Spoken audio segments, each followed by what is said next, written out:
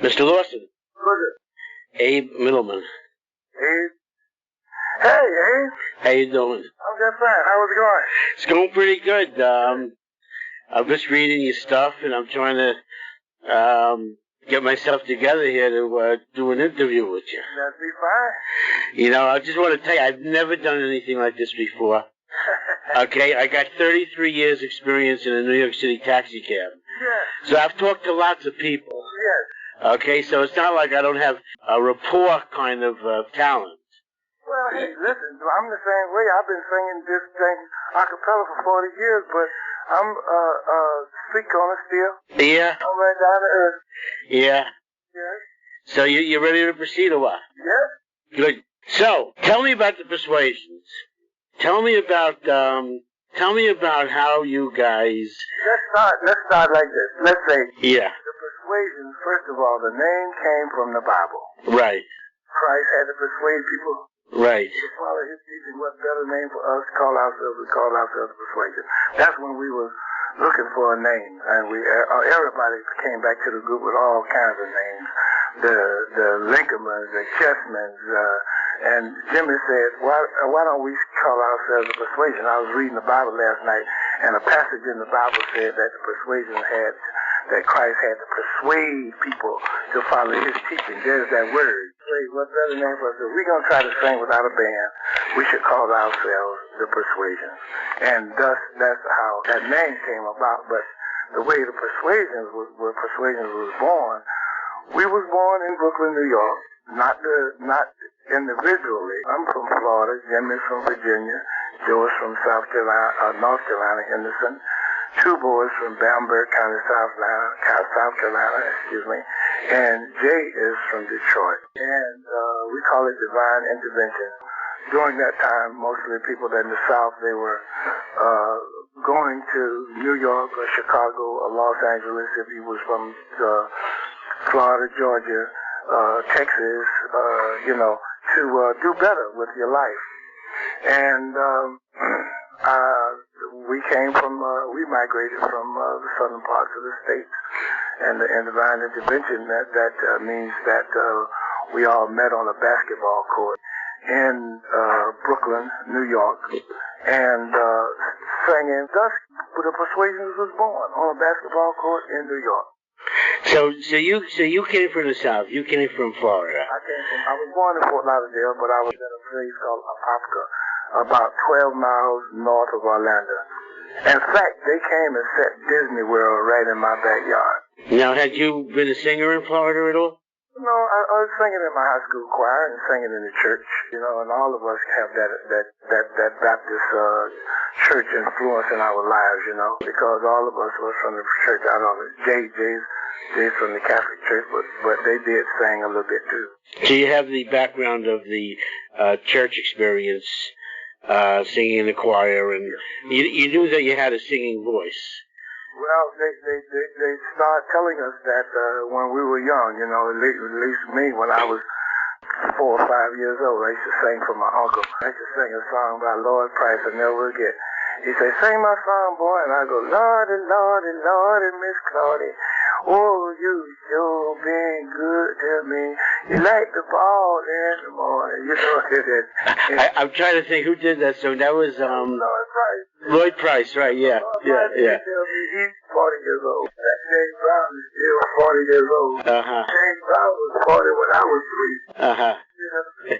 Well, I had the pleasure of meeting James Brown one day in my taxi cab, but yeah, he was a fear of mine one time. Oh, I bet you got some stories. Yeah, I got some stories, but I'm talking to you now, and we're gonna get we want your story, okay?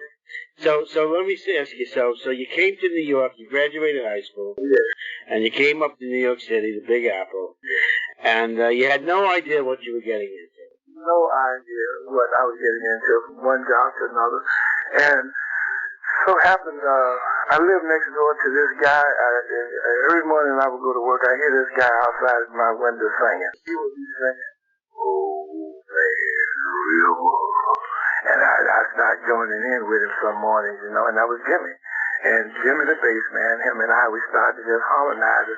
In fact, we started to be a duet because we had such beautiful harmony.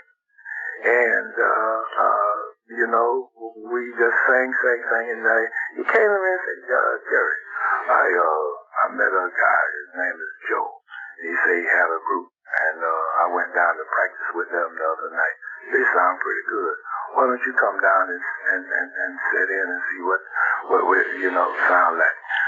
So I went and down to the group that Joe was and Jimmy was singing there, you know. Let me just interrupt you. What year was this? This was, I guess,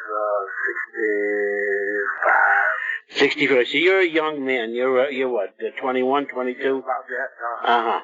Yeah. Okay. And so we went down and I listened to the group that they were singing, and it just sounded like the typical New York street car stuff. Well, what kind of stuff were they singing? Gloria, it's like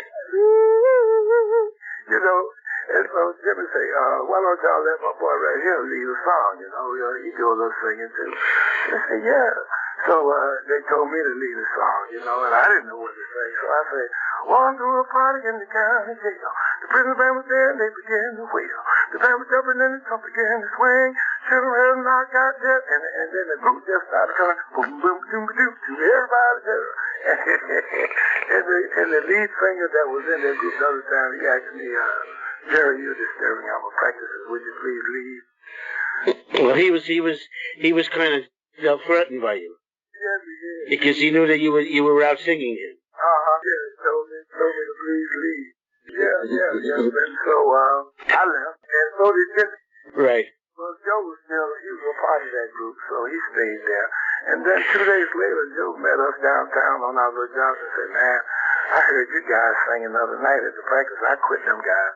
You know, I want us to get together and sing. So we, you know, the three of us got together, and then he said he had... Now, you three of us. Who do we get on? It's you? Me, Jimmy, and Joe. You, Jimmy, and that's Jimmy, Hayes? Jimmy Hayes. And Joe Russell. Joe Russell. Okay. So that's three. Right. So we said, well, we sound pretty good, the three of us, but Joe said, we need a baritone. And I got a man, you know, I know a guy that's my friend, you know, and that was Tubo. Tubo, right. That was Tubo. I remember that passed. Yeah, I was reading that he passed on in 88. Yeah, right. He passed on. And so then it was 4 of us. And we started practicing singing. It sounded pretty good. In fact, we had a girl that came. She worked on the job with us. Her name was Donna. And Donna came. Donna was going to sing the lead. She was Italian. Right. But she was going to sing the lead, and we were going to back her up. We thought that was a good idea. So we had Donna. And Donna, in fact, we did a recording with her called In the Still of the Night. She did a little background and everything. And for some reason, that didn't work out, you know. And Donna went on, and a friend of ours named Jimmy Dockett, he said, man, what y'all need is a first tenor. And he said, I know a guy's name is Jay Otis. So we went over to Jay's house, and Jay sung Stardust, and we backed him up on Stardust, and which is a very hard song, and we just put a little background behind it. And we said, man, this sounds pretty good, because Jay had a very unique. That's the Billy Ward and the Domino song. Yeah. Right, yeah. Yeah, it was unique, you know. So we started just practicing, and we noticed that in the streets practicing, we started having a following. People started following us. Every night people would say, when is group going to practice? They're trying to say, what group? Because it ain't no group. See, there ain't no name. The name didn't come till later. And people, you know, where you guys practicing next? Now you're singing on what street? We're singing on South Oxford and Fulton. Okay.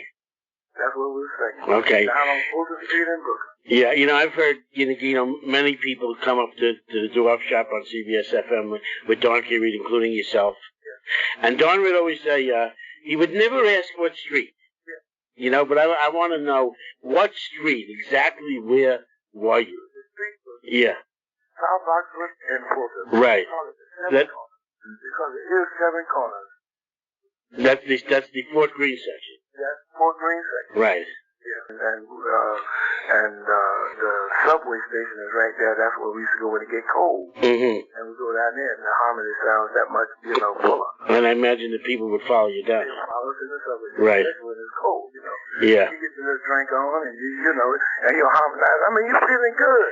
Yeah. You're feeling good. You got your little drink on, and it's Friday, Saturday night. I mean, this is better than the Super Bowl. It's better, certainly better than going into Manhattan, spending your money and running around seeing movies you don't like, right? So, I mean, we had a following, man. We had people that we had to hold secret practices because of the following. Our following became so big, you know, and what happened is that all of us quit our jobs at the same time, and we were walking down the street jobless. A guy came out of the building and said, "Hey, you guys look like y'all want to work. Y'all need a job?" We said, all of us just quit the job. But anyway, we went in this place where this guy was talking about did he want to work. And one thing led to another, make short, long story short.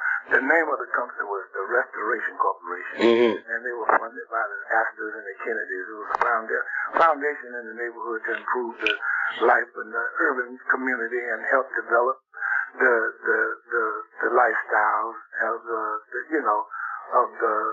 inner city kids and stuff like that. And we got into the Restoration Corporation, and we moved up. I moved up. In fact, I was a director of Youth Development Center, which would lead to a little something later that I'm working here with disabled adults and disabled kids for a company now called the Tumbling Corporation. Anyway, we all worked for the Restoration Corporation. And while we were working for the Restoration Corporation, we would sing. They found out that we were a group. And they just helped our career along tremendously. And in fact, they had a lady, her name was Ruth Logan, never will forget her. They got her to be our personal groomer and to give us some cultivate us, you understand what I'm saying? Yeah. And she did a wonderful job in manners and mannerism or whatever you want to call it. Well, this is similar. This is similar to what they had at Motown, where they had you know, that's something we didn't want to go that route. Yeah. Because, you know, we didn't know at the time, but in my mind, I didn't want to do the Motown thing because it looked that I know it was glamorous. Right. And I know they were going to be wealthy in a lot of ways. But look at them now. Look at them now. And it's just what I thought. It was too soon, too fast.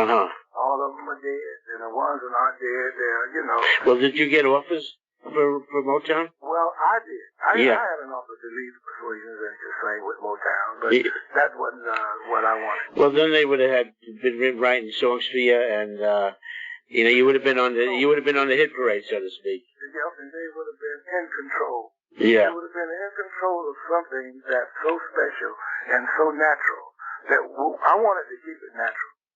I didn't want it polished to the point of, you know, I wanted to wear the bow ties and the shine shoes, but I didn't want it Motown polished.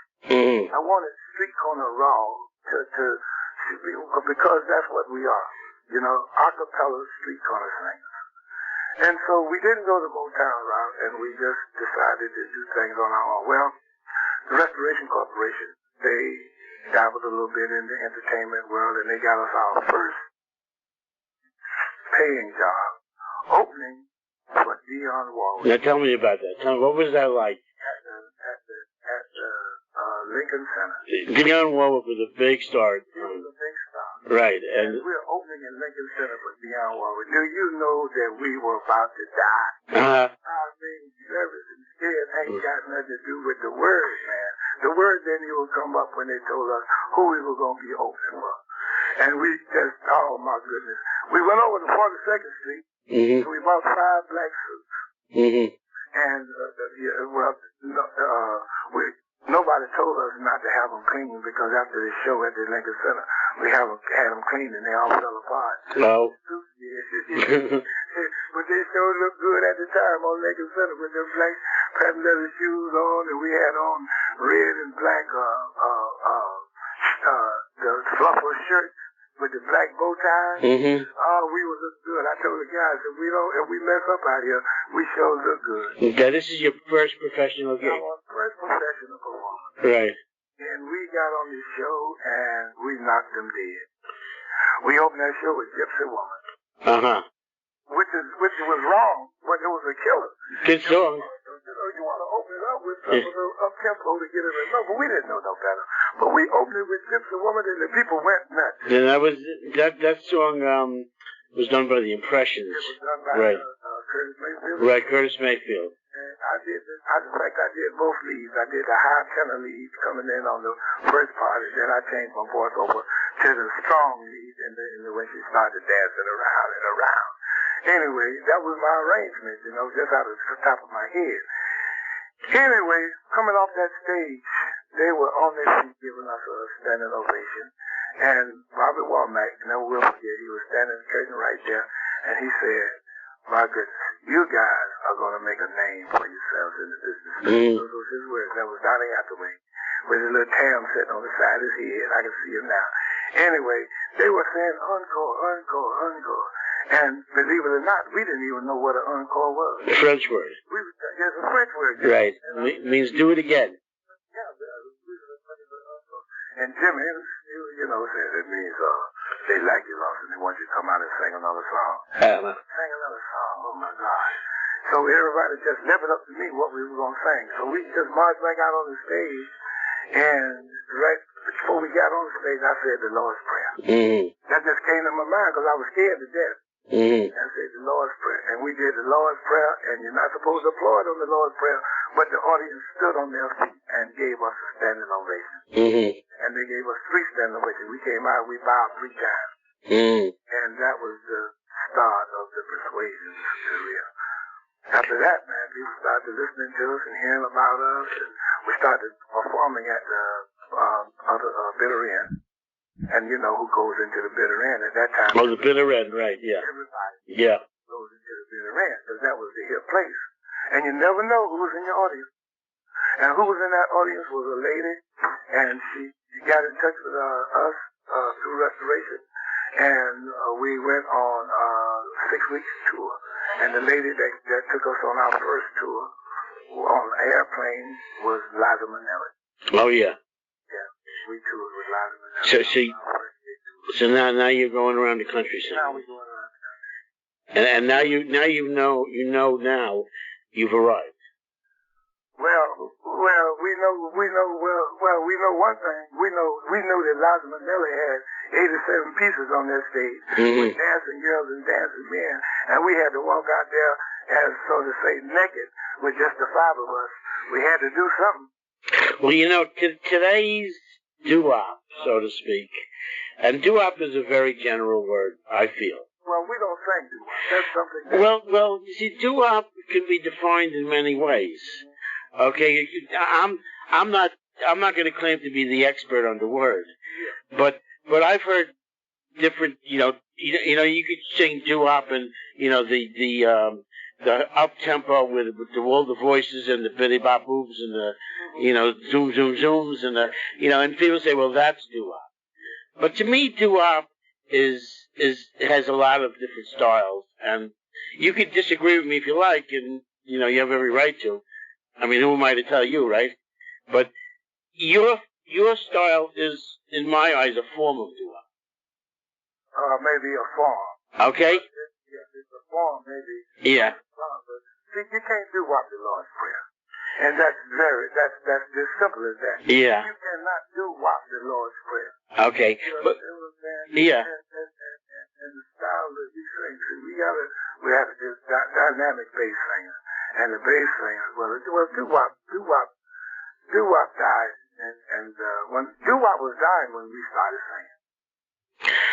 Well, doo-wop was falling out of popularity.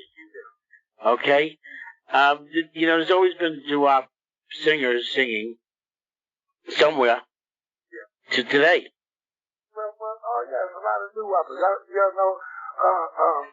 I met a couple of people out here that's doo-woppers. Okay. And that's what they like, the doo-wop, Okay, but I'm sorry. Go ahead, continue. Some of my friends, like DJ Jones, he's back there with the doo-wop. But I never even considered what we do was doo-wop because, we started out right back in the Temptations. We started right during the Temptations, if it's love that you're running from, there's no how.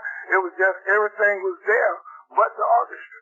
Right. Everything was there but the orchestra. So you can't tell me without the orchestra it's doo-wop. Okay, well, I guess, different people interpret it different ways. Yeah. Okay, to me it's all doo-wop. I mean, if I like it, it's doo-wop, you know. Okay. But the point I was trying to make, the question I wanted to ask was, and certainly a cappella has been around since the beginning of time. Okay, because people have their voices before they had instruments, right? But you guys probably brought a cappella to the forefront. Yeah. That's why you say a cappella. Right. I was listening at you the other day on the tape, and it's a cappella. A cappella. Yeah, it's a cappella. You see, I said, you see, but I have a Brooklyn accent.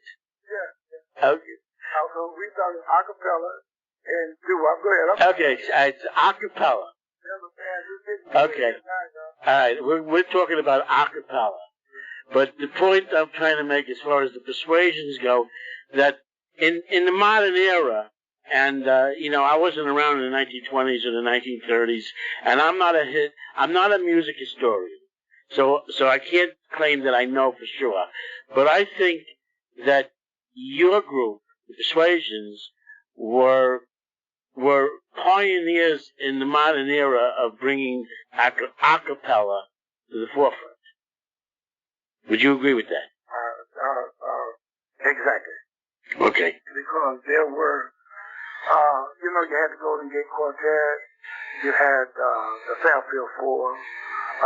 I've heard a cappella singing by the Five Blind Boys and the Dixie Hummingbirds. I've heard a cappella singing by Sam Cooke Solar Stairs when they just do one. They don't even use the drum. They just was like in a church and they would use the seat. Now that's what we call a cappella. See, now you can't say that's doo-wop. You see what I'm saying? Now back there, them boys were singing, but what they called it back then, they were quartet singers. And that's what okay, well, you know, doo-wop. Let's think about some of the songs you guys sing. Yeah. Okay, I've heard you guys sing "Sand in My Shoes." Sand in My Shoes. Okay, a cappella, yes. Doo-wop? No. No. Okay. Now, I'll tell you what we're saying. Yeah. In the Still of the Night. Okay. That song goes doo-wop. That's the street gonna do. Because you do the shoo-doo and shooby-doos. Shoo-dooby-dooby-doo. Okay. Doo-wop, doo-wop, doo-wop. Not to say you put the word in the song, because we got a lot of songs now that's very up-tempo that they just use the doo-wop in it, you know, like Victim, you know. And she say, somebody help me say doo-wop, doo-wop, doo-wop, oh Lord, do-do-do-do-do-do, oh Lord, do-do-do-do-do-do-do-do, help me say doo-wop. But see, she just was Kansas State, and she just putting that in that song. You understand? That ain't doo-wop now, cause she got the horses is kicking it. I mean, they really kicking in that thing.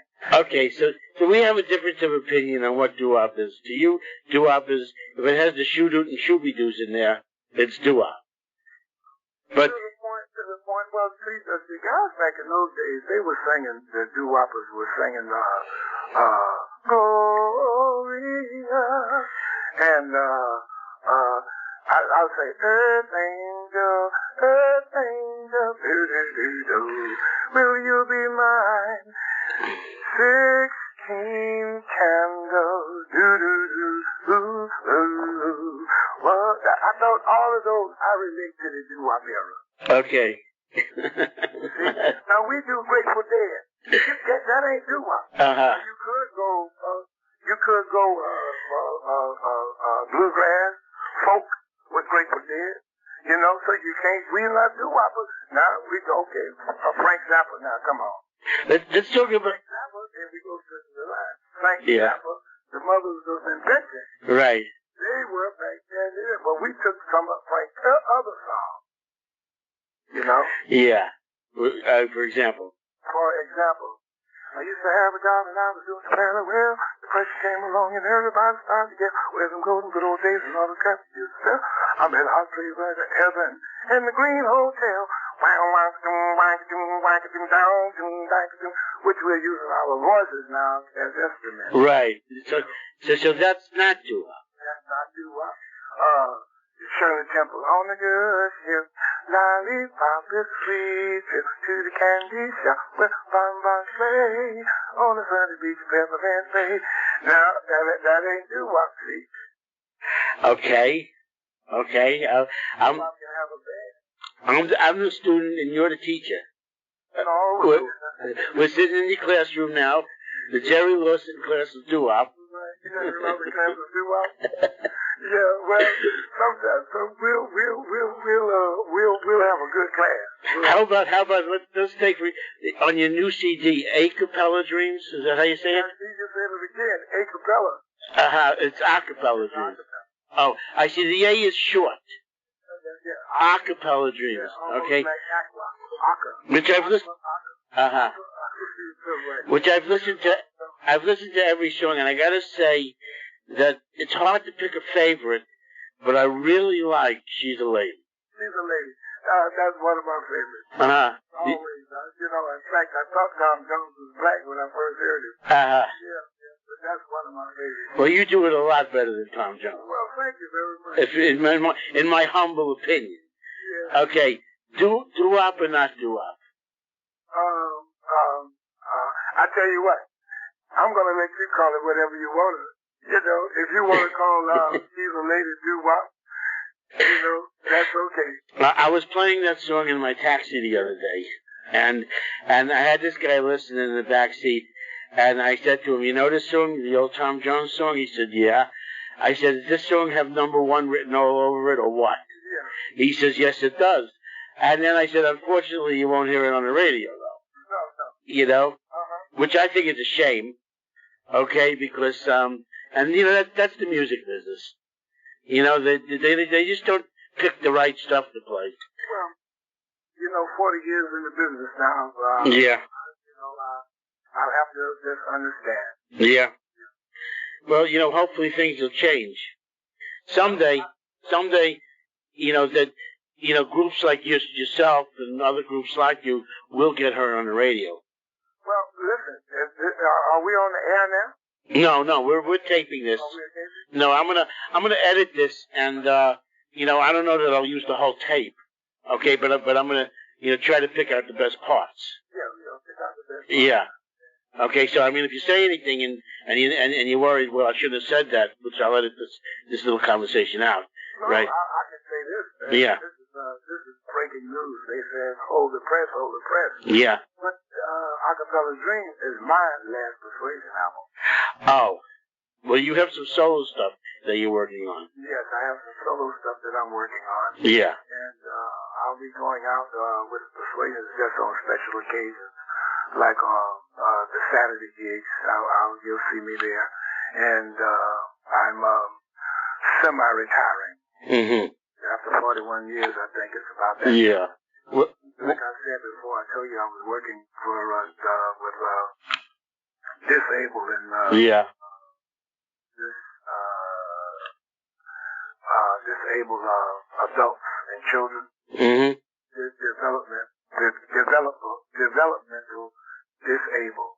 And the corporation is the Tunlin Corporation here in Phoenix. And they're just doing a wonderful job. And it really sort of brings me back to the days that I was youth development worker director at the Restoration Corporation. Okay, so you'll still be doing these Saturday gigs, you said. Yeah. So do you have to travel far and wide to do that? Some other gigs. Yeah. Some other gigs. I talked with my agent, and he's going to make it as comfortable for me, transition-wise and everything as possible. Where are the other Persuasions as far as in the USA? The Persuasions are still in Brooklyn. They're still in Brooklyn. Mm-hmm. Same neighborhood? The industry has no,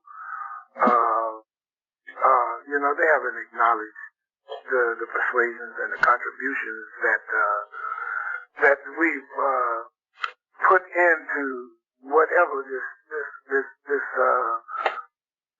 keeping this dream alive. You know what? A big obstacle Yeah. When I did Acapella Dream.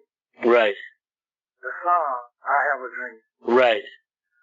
I had that song, and where Dr. Martin Luther King's speech, 15 seconds of it, would open that song when I came in. Mm-hmm. I have a dream, I still have a dream, that someday is a dream deeply rooted in the American dream. That's the way it came in, and it slowly just faded out, and the song continues. I have a dream. And we contacted the Martin Luther King's Foundation, mm-hmm. and they just turned us down cold-heartedly. Not even 15 seconds. After this is his dream. We want to keep his dream alive, and we want to keep Acapella dream alive. And we tried to explain this to him. The record company tried to explain this to him, but, you know, it's all about the Benjamins. About what? The Benjamins. It's all about the money. The money, right, yeah. Benjamin Franklin. Oh, Benjamins, yeah, right. Yeah. That's too bad. You know, because, I mean, you know, I know you're talking to somebody who knows very little about the insides of the music business. Okay, all I know is what I hear. I can't listen to the radio anymore. Oh, my goodness. Okay? They play that, God, I mean, man, I can't believe this mess. I'm just sorry. I just can't believe there's so much beautiful music out here and they playing this junk on this radio. Partially the reason that I got into what I'm doing, you know, they say necessity is the mother of invention. That's right. I needed a radio show to listen to. Yeah. So I created my own. How do you like that? You know? And I'm trying to share it with as many people as I can. Okay, hopefully somebody will pick me up and say, hey, look, you're doing a good job. Come. You're doing a good job, man, because, I mean, for 40 years, radio kept us off the air. That's what happened to us. I mean, especially the black disc jockeys. I mean, the black disc jockeys that had control in the major cities, they just overlooked the persuasion. I'm talking about from the point of our heritage, from the point of being a black man. Now listen, don't get me wrong. Mm-hmm. From the point of being a black man, the black disc jockeys who had the power at that time, they didn't listen to no persuasion. Maybe they listened to it, but they didn't play the persuasion. Well, like you said, it was the white audience. That 90% of our audience is white. Yeah. But it's like you said, they listened to the Benjamins. That's right. Mm-hmm. That's right. That was the Benjamins. And I want to give credit to Don K. Reed. Oh, you got to give because I wouldn't know that much about you if it wasn't for him. Well, you know, now Don K. Reed, look, what a soldier. Mm-hmm. A soldier in the army. I know. A soldier in the army of DooWop. Yeah. Now that's where I see what I said. A soldier in the army of DooWop. Right. And they took his show away from him. I know. Now that's I know. That's a crime. I know. You know, look, he did what he could. He was on the air for 28 years. God bless him. Yeah. I mean, you know, he kept the music alive for me. He sure did. Lock, stock, and barrel. If it wasn't for him, I might have forgot the music existed. Well, I want to say thanks to him. And yeah. Thanks to Don J. Reed. And, you know, I've heard that over and over because I think he had a radius of something like 20 million. That CBS, it went far. I mean, we used to hear it when we driving upstate New York. We get all past. Oh, yeah. Albany. They have some signal that station. You're right. Some station up there. Yeah. Yeah. I hear it up by me. I'm up in the Catskills. Is that where you are? Yeah. I work in New York City. I grew up in Brooklyn, but I live up in the Catskills. Okay? Yeah. And so let me see if I can ask you a few more questions here. How do you pick your songs when you go in to make a CD? I mean, there are hundreds and hundreds and hundreds of songs. Is there like a formula you guys have where you say, well, go ahead. I don't want to blow my own horn. Yeah. But I pick the songs for the persuasion. Right. I pick the songs for the persuasion because I know the sound. I know the persuasion sound. Mm-hmm. You know, I'm like Dr. King. Dr. Martin Luther King speak. It was deeply rooted in me. You know, and when I got together with Jimmy, we had started. That was what little did I know that we had started at that time forming the sound of the persuasion. So, see, I grew up knowing the sound. When we added Joe, I noticed that the sound took on a difference. Then when Tubo came in, it took on a difference. And then I noticed that people started asking us, you know, in the business like Phoebe Snow and Joni Mitchell, and the people in the business, Stevie Wonder, when they come to us, they didn't say, I want Jerry or Jimmy. They said, could you give us that background with the persuasion sound? Mm. Now, a lot of the guys, God bless them, in my group, they have no idea what the persuasion sound is all about. But the persuasion sound is a deep gospel, bass, baritone. Yeah. With an edge of a tenor. But it's really deep. It's like with the instruments, it's like the horn section. It's like all the brass. Mm-hmm. And that's what the persuasion sound is, you know? And that's what we started saying. So when people say the persuasion sound, that's what they look for. Now, back to the question, let me answer the question. Yeah. Because I know the persuasion sound, I, being the lead singer, yeah, pick the songs that I know that the persuasion can do. And I also pick the songs that people will say, my God, I can't believe they're singing that. Well, I said that when I heard the Beatles. Yes, with the Beatles. Yeah, because you see, that's what you're doing. Element of surprise is a big part. Uh-huh. And see, all of this is the dream, trying to keep this dream alive. And that Beatles CD is, words can't describe it. It's so good. I can't find the words. Octopus's Garden. that was one of my best creations. The Octopus Garden. And another one is Little Help from My Friends. Oh yeah, Little Help from My Friends. Okay. And, you know, and what happens with the arrangements is that you have to sit down. I go in a room by myself, and I listen to this arrangement. I listen to the Beatles singing over and over, and then I would sing it with them, with the Beatles. Right. Then take the music away, and then now I sing it by myself. And I sing it by myself the way I would sing it without the instrument. Then what I do is put a bass line into what I'm doing. Now that's very hard to do when you ain't doing but one person here. Right. Because the rest of the guys are home asleep or doing whatever they're doing. But I'm sitting in another room and I'm saying, I'd like to be boom, boom, boom, boom. I'd like to be boom, boom, boom under the sea with the octopus's garden in the shade. Ooh. Okay, all right. I hear the tenors now coming in like violins. So when I get back to the persuasions, I said, okay, listen, here's all the list. These are the songs that I picked. I picked 12 songs. These are the songs that I give them to practice. Mm. You know? And what I do on the tape is I put a tape together, and I give all of them the tape to listen to the song with the parts. And then we come together. Then I show everybody the parts. And we put it all together, and boom, here it is. Mm. You know? Now, there are some songs that we can just hit right away. You know, like She's a Lady. When I just hit that, the guys just came in because, I mean, you know how it goes. So that song was very easy because we've heard it on the air, and the way I lead it, it just lends itself to persuasion. Mm-hmm. You see what I'm saying? Yeah. So 90% of the songs comes from Jerry. Uh-huh. Oh, out of all the songs you've recorded, if I told you I never heard the Persuasions before, what song would you tell me to listen to? If you never heard the Persuasions before, what song would I tell you to listen to? That's hard. I know. Oh, boy, because I can first come to my mind is the gospel album. I love Sunday Morning Soul. Mm-hmm. I love King's Blood. Mm-hmm. Then you take the album, Sincerely is the album, and the song is Sincerely on there. The Moonglow song. Yeah, which goes back to the Moonglows and the Touch of the Devil. Yeah. You know what I'm saying? Now, we were DooWopping then. Okay. Okay. All right.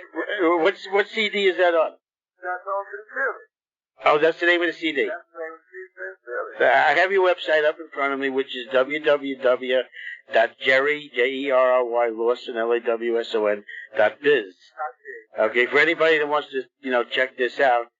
Okay, are all those CDs on this website here? All the CDs. Oh, here it is. Sincerely. Okay. And you're actually that great. Yeah. And one of the greatest albums the Persuasions ever did is the Christmas album. Okay. You're all I want for Christmas. Okay. You can get that on my website, www.jerrylawson.biz. Right. And when you look on there, you asked me about there's a song that we recorded called by Lil Willie John. Let them talk, if they want to, and what CD is it on? Don't bother me. I don't know. That's on You don't know? No. Okay. It's coming at you? Yeah. Let me They're see. all on the website. Let me see. Yeah. They're all on the website. Mm-hmm. Coming at you. And The Persuasion's coming at you. Okay. When you come to my website, you're not talking to a machine or a business. You're talking to me. I answer all of my emails. Well, you know, Abe. You do. You do. I'm just learning how to do it. Tell the people how we met. Oh, we met on the web. Yeah. Yeah, we met. Do you remember the first email? Do you remember the first email I sent you? I remember the first email you sent. And what did I say? Oh, Lord, I doubt you're messing with my mind. Okay, I told you I had just listened to the Beatles CD. Yeah, you did. And the last thing on my mind was that I was ever going to do a radio show and be interviewing you, right? But I had to write you an email.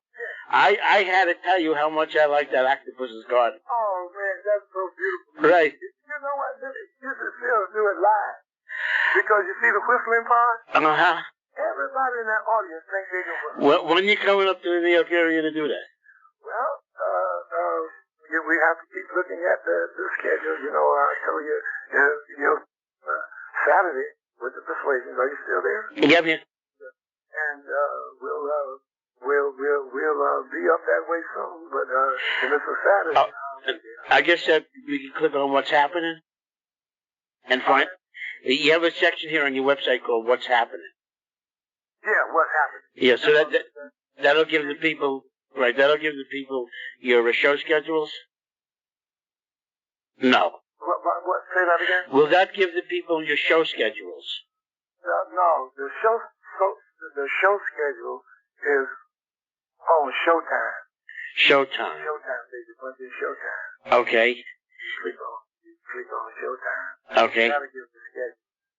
And the CDs are on Treasures. The Treasures for Sale, right? Yeah, Treasures for Sale. Okay, then. Listen, audience.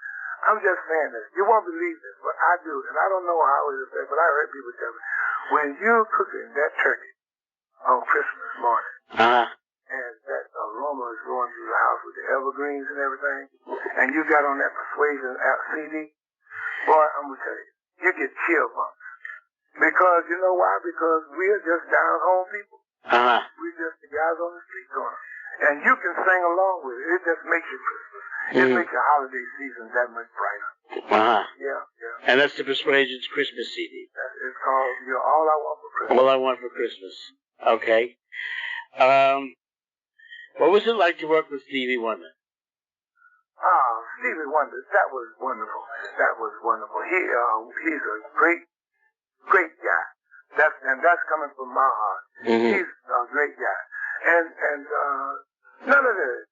I work with a lot of them that's a little bit Hollywood, but Steve is down to earth. You know what I mean? And he's very, very comedic, man. He's a very funny guy. And he's very easy to work with. Yeah. You did background for Stevie? Yeah, we did the background. What song? It was on the album Fulfillment of Life, Fulfillment of Life. And we did a couple of tunes on that. And then we worked with Chuck Barris, who we met at the time. Chuck Barris, he's the producer. Yeah, he was producer. The Gone Show guy. Yeah. And we produced, he produced, I Just Want to Sing With My Friends. Okay. Yeah. More than before. Tell me about Spike Lee and tell me about Bruce Springsteen. Spike Lee was, the guys tell this, but I don't remember. They said that we knew Spike as a kid because we went to his house in Brooklyn. Mm-hmm. Because with the Persuasion knew Spike's father.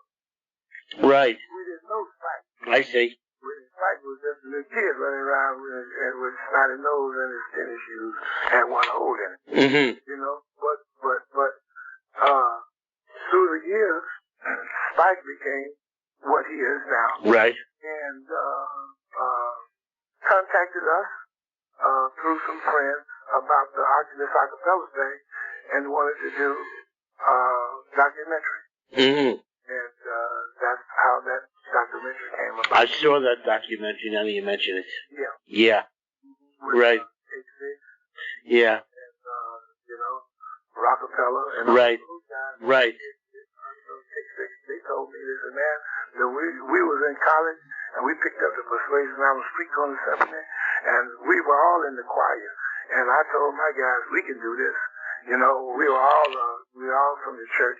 And they just took it to church, Mm-hmm. And Take Six, this is their story. They told me this personally. And of course, Rockefeller, Sean Rockefeller, I call him my son, Mm-hmm. When they came to us, they didn't even have a name. They said, well, Terry, what about Rockefeller? I said, that sounds good. Mm-hmm. And I told all of them out there, I said, listen, this man is going to be big one day. Let's keep singing this acapella. This acapella is going to be big. Well, it is picking up momentum, I think. Because if you go into the record stores, there's lots of acapella CDs for sale. I imagine, is your CD Acapella Dreams? Is that in the stores? It won't. It's not out. It won't be in the stores till the 28th. But it will be in the stores, right? Well, we're gonna tell everybody to get it from you. Yeah, because with me winding down my Persuasion career, all of them gonna be collector's items in a minute. Uh-huh. Yeah. Tell me about Bruce Springsteen. Well, Bruce was just a wonderful guy. We were in a little place called A Quiet Night on the east side of Chicago. One cold night. Right. And I think it maybe was 12 people in the audience. And Bruce Springsteen opened for the Persuasion. Uh-huh. That's great. First and second show, it was packed. Uh-huh. Yeah, Bruce Springsteen opened for us. Uh-huh. That's where he is now. Yeah. In other words, he wasn't so popular at the time. No. Uh-huh. Yeah. I mean, nowadays, you'd be opening for him. Yeah, well, I wish, nowadays, I just wish he would think about it. Uh-huh. And have us open for him. Uh-huh. Maybe we'll send him an email. I hope we will do. Okay, yeah. Collector's items now. Yeah. Okay, so, let me see if I have any other questions to you now. Ask away. I have a bunch of questions I wrote down, and, that's okay. Yeah, I'm trying to go through them. Well, here's one for you. What was your biggest thrill? What was my biggest thrill? You probably have had many big thrills, but My biggest thrill. Let's see. Let me just say it like this. The Joni Mitchell tour, that was just big, really dancing with her. Mm-hmm. Her dance together on stage on Why Do Fools Fall in Love. Uh-huh. That was just a big thrill for me every night. But working with Liza Minnelli, that was a big thrill. Uh-huh. Working with the Five Blind Boys, that was a big thrill.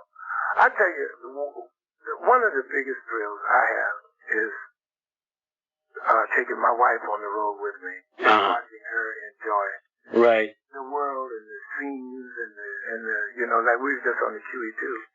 In fact, we were on the QE2 twice. Right. And like they tell you on the QE2, this is not a cruise ship. This is a luxury liner. Right. And you got to, you dress for dinner. You got to dress for dinner every night. I'm talking about bow tie down. Right. And my wife, she loves that. She loves to be waited on, Uh-huh. And that's so many. One of the biggest thrills of my whole entire life was being the lead singer of the Persuasion. And that you still are. And I still am. Uh-huh. Just winding it down, but that was one, and another one was singing with David Ruffin. Uh-huh. Oh, yeah. I had the privilege of singing with him on stage, just the two of us. Yeah. Oh, man, we were kicking it. That's when I realized, I said, shoot, I got to get me a band. It was just you and David Ruffin? Yeah, just me and David Ruffin. Uh-huh. What did you sing? When my love hands come tumbling down, I love you, love you, love you, love you. I love you, love you, love you, love you. I love you, love you, love you. 2,000 miles. Boom, boom, boom. When you're gone, boom, boom. When you kiss the baby, boom, boom. I feel it strong. Then what do you do, baby? When love hits you. Do you think of me? Is it somebody else do, baby? I went with love, and what? He threw the mic to me. I was sitting down. I caught the mic in mid-air. Uh-huh. And I just turned around and did me a little split and hit that floor with it before me and him was cooking. He had to laugh. Afterwards, we went in the dressing room. Now, they came out because I wouldn't go in the dressing room because I was a little shy, you know. And one of David's entourage guys came out and he said, Jerry Lawson. I said, yeah. David would like to see you in the dressing room. I said, oh my God, wait a minute, I got to go to the bathroom first. And I went in there, David Ruffin's dressing room, man. He was sitting there with his leg crossed, cool, had his cigarette in his hand. He was saying, he told me, he said, that's cool, man. You know, you can really sing. Mm-hmm. That's cool. Listen, coming from David Ruffin, I'm cool, man. I'm cool, baby. Well, I went and sat back down, boy. I had to go to the bathroom again. Uh-huh. I'm cool, baby. You know what I mean? Uh-huh. I mean, I'm cool, man. And that was just a thrill. But I'll tell you, you are cool. I'm going to tell you something. I don't know who it was. I'm not sure which one of you guys it was. It was 1979. Okay? And I really didn't know a lot about you guys at this time. But my wife dragged me to a place in Woodstock, New York. Your wife, the Joyous Lake. The Joyous Lake, right. and you know, most of the people just go there to have a few drinks and enjoy, you know, the music, whatever. But I'm telling you, I was totally mesmerized by you guys, right? And I don't know which one of you guys it was, but one of you came over to me afterwards and said, I was watching you, man. You really dig this stuff, don't you? Yeah. Was that you? That was me. Okay. Because my eyes, I do that. My eyes, I see it. If you're in that audience and you're really digging it, I can tell. Now, this is a silly question, but do you remember that? I do remember that. Uh-huh. I tell you, you know, Joyous Lake was with, what's the guy from there? Oh, man, I can't run by my name. Uh-huh. Asbury Duke. Uh-huh. What's his name? Southside Johnny. Okay. Southside Johnny, Asbury Duke. Right. We used to get there, listen, Abie. Yeah. We would start on a Friday and end on a Sunday. Uh-huh. And we would sing all night, man. There was many nights that the sun was coming up at Joyous Lake and we were still jamming. Uh-huh. The Persuasions would jam till 1. Southside would come on and jam to 3. Yeah. And then the two of us would get on and jam till the sun came up. I do believe you were taking requests that night. Yes, we were taking requests. Right. Yes. Right. And you guys were just belting out anything anybody wanted to hear. It just, whatever it was, you just came right up with it. And DooWopped it out. DooWopped it out. Right. That's what we did. That's what we did. I want you to know it. I went over to Abe and told him, look, I'm looking at it. And I said, man, you really dig this stuff, don't you? Remember that, you know? Oh, that was, you talking about, you talking about thrills. What was the biggest thrills you like? Well, that was a thrill for me. Okay? You don't forget the thrills, you know? No. I had a guy out here tell me, he said, one of the biggest thrills was his life. He said, Jerry, I know you don't remember it. He said, but you called some people up on stage to sing in the still of the night. I was one of them. He said, in fact, you gave me the mic. Lord, that was one of the biggest thrills of my life right now, man, and that's so beautiful. Mm. Hey, if you got to give me a copy of this. Oh, absolutely, no. You want an unedited copy, okay? Yeah, you can send me the edit copy too. Okay, so we've been on the phone about an hour. So what I'm going to do is I can get an hour on a CD. That's no problem. So what? On the hours, it could be 5 hours because we're having such a good time. Yeah. This is all about saying, you know, all good things must come to an end. It's not coming to an end. It's just the beginning. Mm-hmm. And it's just the beginning of my new career. Okay. And I'm pretty sure that you're going to see me with the Persuasions throughout the years, you know, but I want you to all come and see Jerry Lawson live because I'll be coming to your city soon. Okay. I'm in the studio now working on my brand new album. And when you get a copy of that, you'll send it to me. I'll put it. When I get a copy of it, you're going to be the first one to get it. Okay. That's great. It's been great talking to you, Jerry, and give me a week or two to put this thing together. Okay, in the meantime, I'll send you an unedited copy. All right. Okay, you've been very good, and I thank you for sharing this, sharing some of your experiences with me. And I want to tell everybody, let's keep DooWop. I mean, acapella. Whatever you want to call it. Let's keep DooWop. I mean, acapella. Let's keep acapella alive. Okay. Take care, Jerry. Bye.